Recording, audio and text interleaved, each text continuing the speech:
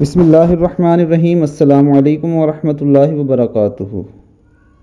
رسول اللہ صلی اللہ علیہ وآلہ وسلم نے فرمایا، تم سے پہلی امتوں میں سے ایک شخص کے بدن میں پھوڑا نکلا۔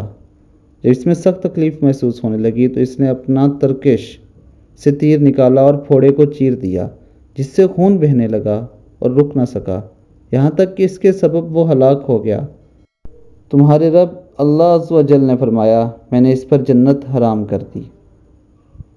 یعنی کہ دوستو، اپنی جان کو بے جا ضرر پہنچانا، تکلیف پہنچانا اسلام میں حرام قرار دیا گیا ہے۔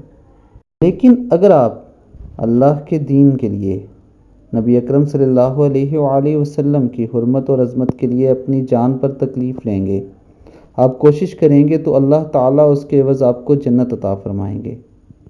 اللہ تعالیٰ ہمیں نبی اکرم صلی اللہ علیہ وآلہ وسلم کے فرمان پر عمل کرنے کی توفیق عطا فرمائے۔ السلام علیکم ورحمۃ اللہ وبرکاتہ۔